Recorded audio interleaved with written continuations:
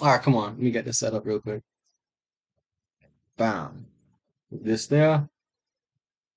Alright. What's good, everyone? Sir, what's good? What's good? What's good? What's good? Live stream. Quick little live stream, probably for like 30 minutes. Um, get to this. Yeah.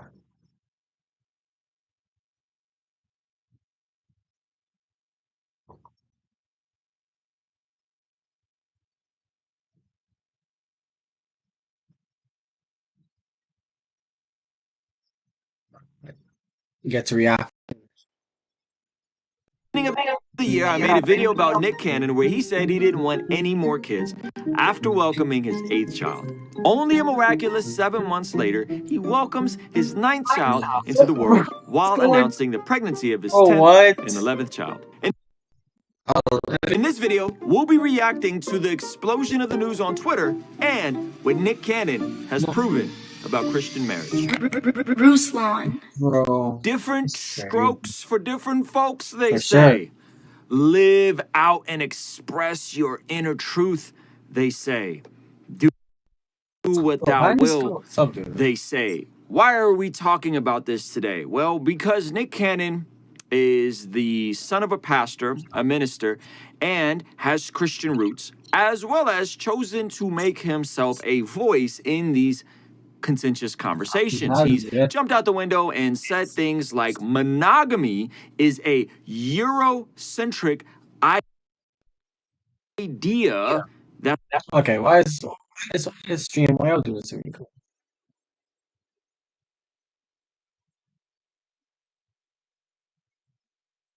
It says connection is whatever. I'll let it rock. that's mainly about property and owning women. True quotes. And so as he welcomes his 10th and 11th child, the implications of this with regards to how a society function if every person was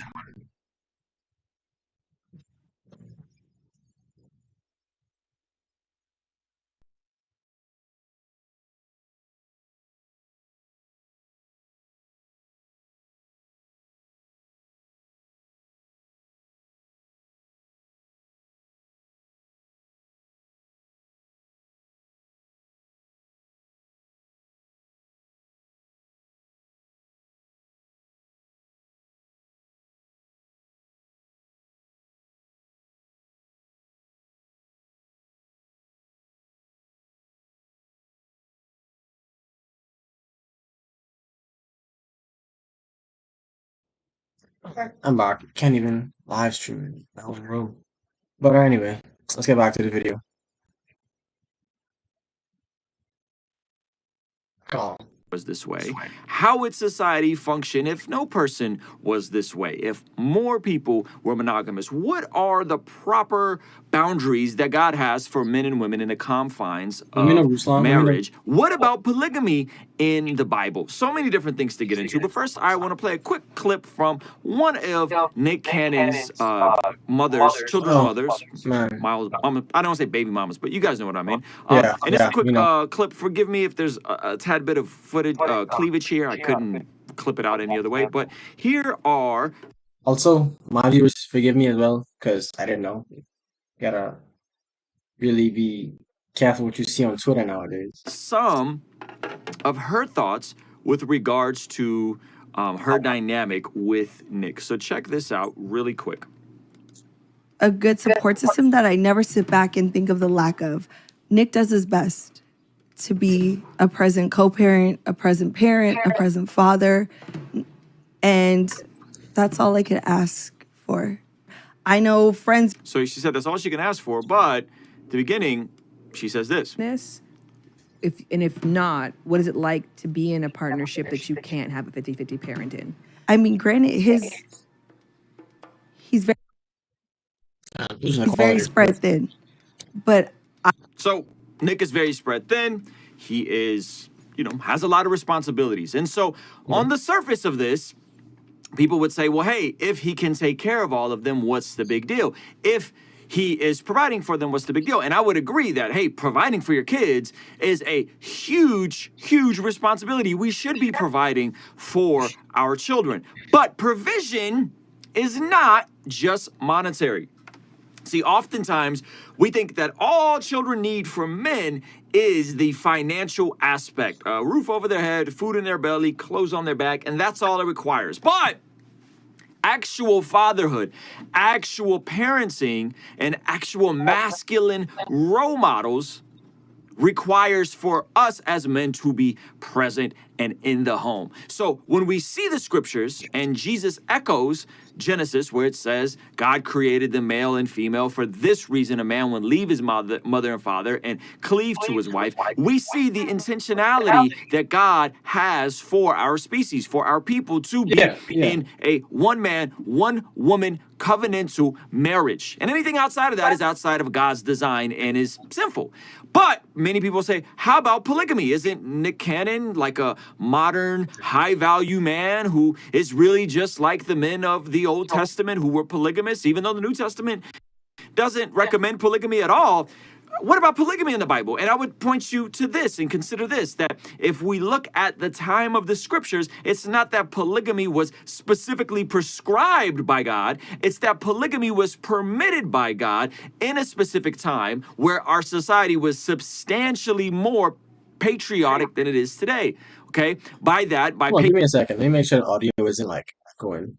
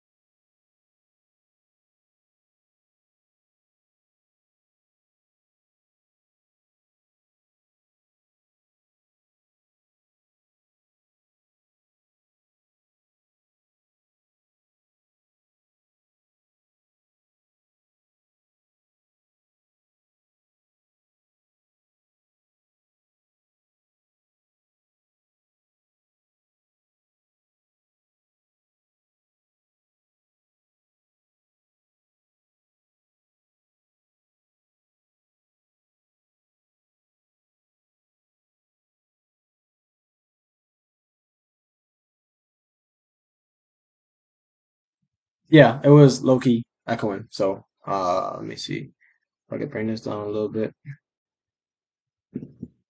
Low key echoing. So, yeah, I have to watch the stream over, but okay, let's go. Patriarchy, I mean, women actually didn't have rights to do anything. So she could either be a wife to a man with multiple wives, or she could be a slave, or worse, a prostitute. There wasn't a lot of options for women in those sorts of societies. And so God allowed polygamy for a season so that was the less of all the evils, if you will. But you don't see polygamy prescribed. And whenever you see a man like Solomon or a man like David with a bunch of different wives, or you see Abraham with a bunch of, right, it never ends well. It's not a good thing, because we know, those of us that have been married, it takes enough effort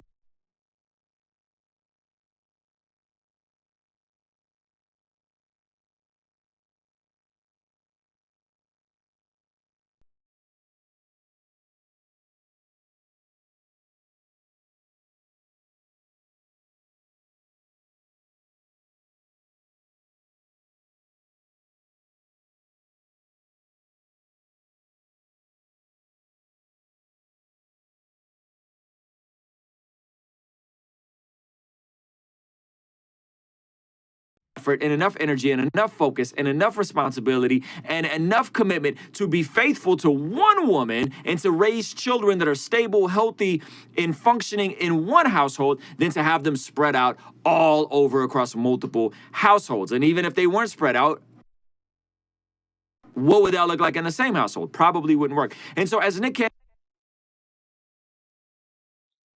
what? Cannon has repeatedly jumped out the window and repeatedly made asinine statements like monogamy is a Eurocentric idea that's about Oh, y'all. You know what I'm gonna do? Next time this happens, I'll this stream will still be up, but just let you know to the viewers that are seeing this right now. Why is my hold on. Yeah, to the viewers that are seeing this right now, um, I will pre-record the reaction video on OBS and then release it to be able to stream or not stream. I'll release it to the viewers or you guys. That just makes it easier for me to react to videos. If I record it, pre-record it OBS, don't have to worry about no connection, don't have to worry about streaming all of this. But the only reason I am streaming is to like help with my like channel YouTube pushing up my videos and everything, and for me to get my what is it like fourth like my credit not what is it called my watch hours in order for me to be monetized. So I mean this helps a lot with it. I'll try to finish the video. If the connection's still weird, I'm just gonna stop and then upload a reaction to it. But yeah.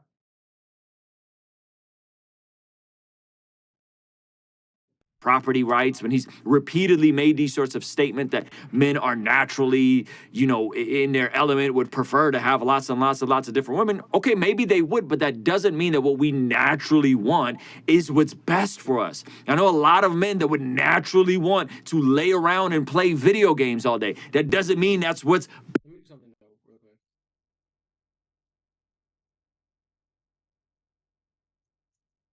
property rights, when he's repeatedly made these sorts of statements that men are naturally, a lot of men that would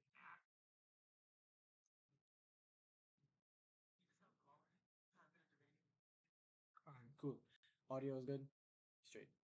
best for us. It doesn't mean that if we are called to be a specific way, we just do what naturally feels good. You live your life seeking what naturally feels good, you're going to end up in a lot of trouble pursuing those natural desires. And so I think Nick Cannon, of all people, surprisingly, drives home the point that if you want a healthy, stable society, it goes back to the necessity of the nuclear family. You can Household open up the family, floodgates yes. to one man, many women. You can open up the floodgates to multiple men. Bro, that's just, what's crazy? He said it perfectly. I keep on going on these rants, but he said it perfectly. The household, everything that happens in society, that's pretty much, I think, to an extent, evil, is because of the growing up of the children or parents in the household. I'll give you an example. This is a topic that I could talk about on my channel, like school shootings, for example. Everyone's like, why does this happen? This doesn't happen all around the world in the UK. This doesn't happen in the what do you call it? This doesn't happen in the like other parts of the world. Why is it only in America? It's because the household.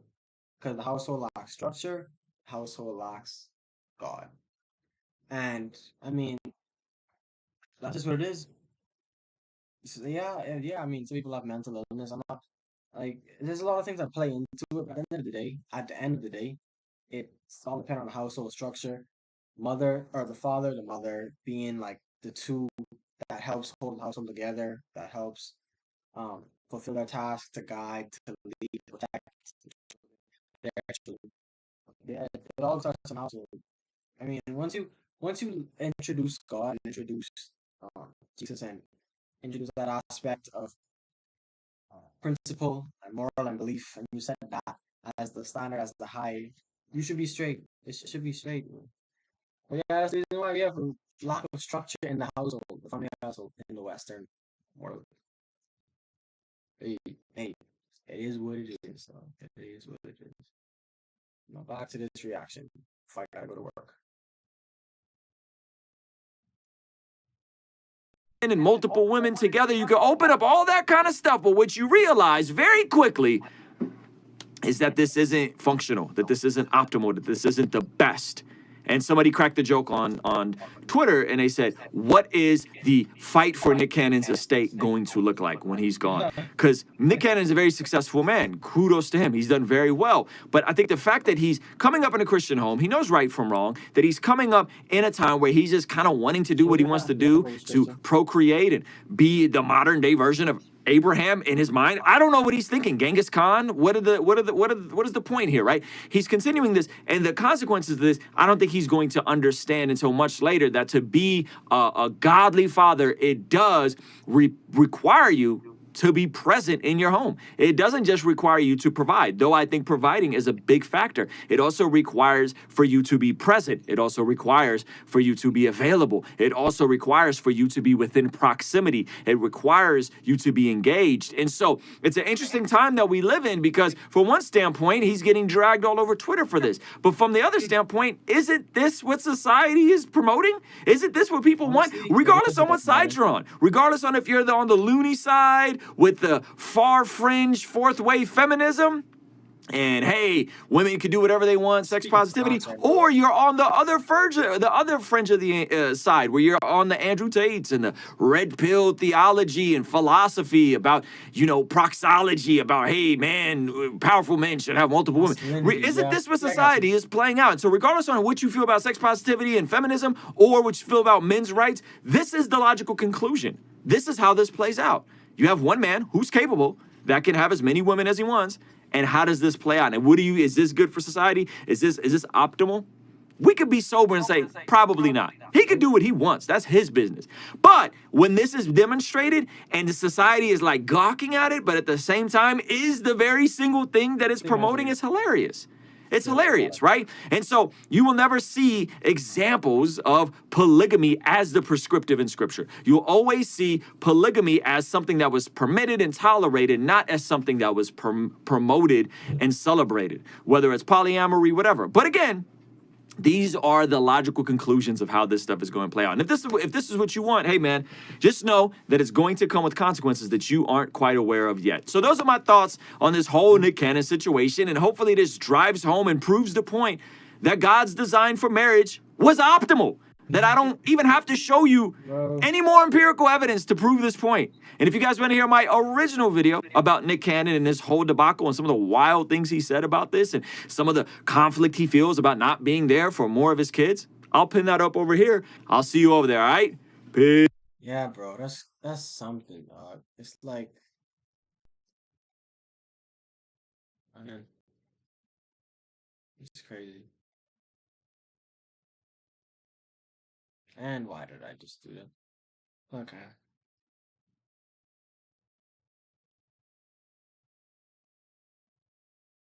We're looking at YouTube.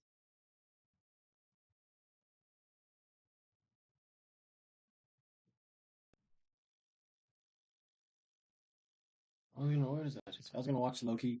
I'll put this on. I'll be right back. I gotta do something. Where's the Hamza video? I got inspiration from the video I just recorded from Hamza. And this is one of the few videos that I recommended to me. Bye. Jeffrey has trouble saying no to people. He should have broken up with his girlfriend months ago, but he doesn't feel comfortable rejecting, and so he's wasted time in an unsatisfying relationship. Adonis rejects people like it's nothing. As soon as a friend or a girl does something he doesn't like, he shrugs his shoulders and he moves on. Why? Because he has a purpose, and he has hobbies like lifting weights that he'd rather spend his time on.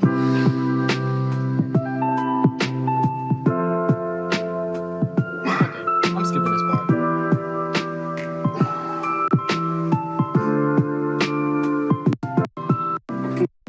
You guys have asked me to make a video on how to say no to people. Rejecting takes that one step further, because rejecting is saying no to people that you originally said yes to. So I'm going to bring you into my life. This is my blue journal, that's what I call it. This is one of the first journals that I ever completed in 2019. And in the entire journal, literally from front to back, I was debating ending things with my girlfriend at the time. The entire journal. I didn't want to be in a relationship, and I weighed it up for over 100, maybe 200 pages. It took me months. I review this journal every now and then, and it literally makes me feel sick when I have to read it again, because of so much time wasted, so much time just weighing up the decision and just not being able to reject her. And why couldn't I reject her? Because I was scared of the breakup feeling. I didn't want that like heartbreaky, crying your eyes out feeling, and so I just kept on delaying it. just kept on delaying it and delaying it and delaying it. So I lived that suboptimal life for a long time. Now, this was just the journal that probably took a couple of months to write out, but I was with this girl for like 2 years or so, and for most of that time I actually didn't want to be with her. Not really disrespect towards her, but it was like our clash. She was a fantastic girl to be going to parties and nightclubs with, but she was not a girl who should be like my girlfriend. Like, we didn't vibe for that whatsoever. You guys know the type of guy I am. I'm a very, very like different type of guy, and yeah.